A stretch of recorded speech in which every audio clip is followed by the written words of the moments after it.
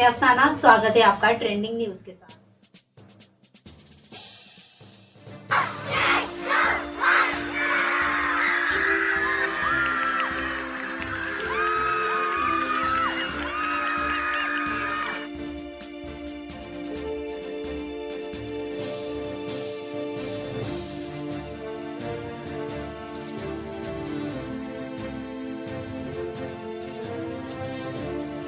जुलाई ये वे तारीख है जिस दिन भारत ने अपने तीसरे चंद्रयान का सफर तय किया। भारत जल्द ही अपने तीसरे चंद्रयान के सफर के साथ इतिहास लिखने जा रहा है। पिछली बार चंद्रयान 2 असफल होने के बाद भारत ने एक बड़ी सीख ली और इसी के साथ चंद्रयान 3 को और भी अधिक ज्यादा बेहतरीन तरीके से स्पेस क्राफ्ट किया है, जो भारत के एम सॉफ्ट लैंडिंग सफलतापूर्वक करने में कामयाबी हासिल कर सकती है।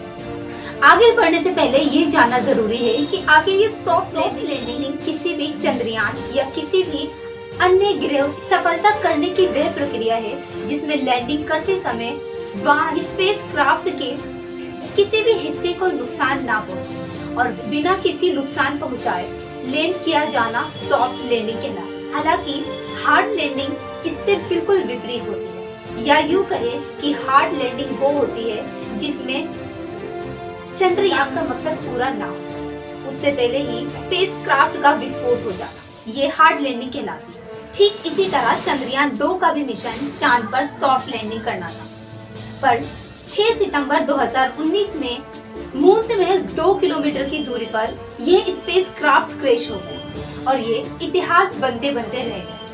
चंद्रमा पर अब तक सिर्फ 3 देशों ने ही सॉफ्ट लैंडिंग की है। इसमें शामिल देश अमेरिका, रशिया और चाइना मौजूद। और अब एक बार फिर भारत ने अपने चंद्रयान 3 का सफर तय कर लिया और इस बार के चंद्रयान 3 के सफल होते ही भारत उन 3 देशों के बाद चौथा ऐसा देश होगा जिसने चांद पर सॉफ्ट लैंडिंग की हो।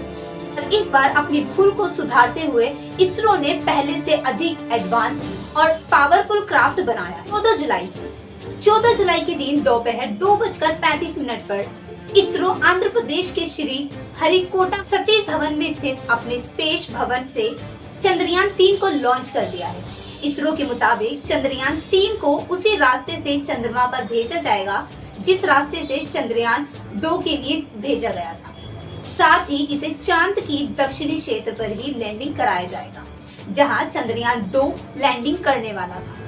हम ऐसा कह सकते हैं कि चंद्रयान 3 अपने साथ ही चंद्रयान 2 का अधूरा सपना पूरा करे। अब जानते हैं कि चंद्रयान 3 में किए गए कई बदलाव किए गए हैं। जैसे इस बार स्पेस पर कोई ऑर्बिमीटर नहीं है, बल्कि इस बार पॉपुलेशन मॉड्यूल का इस्तेमाल किया गया है, जो चंद्रयान लैंडर और रोलर को चांद के ऑर्बिट तक ले जाएगा, जहां इसे चंद्रयान 2 के उस ऑर्बिट से जोड़ा जाएगा जो पिछले 4 सालों से चांद के चक्कर काट रहा है। चलिए जानते हैं इसरो के चंद्रयान 3 के लक्ष्य क्या है। भारत के चंद्रयान 3 का सबसे बड़ा लक्ष्य चंद्रमान पर सॉफ्ट लैंडिंग करना है और इसके रोलर को चांद की सतह पर चलाना है। और तीसरा लक्ष्य चांद पर कुछ बेहद जरूरी वैज्ञानिक रिसर्च करना है।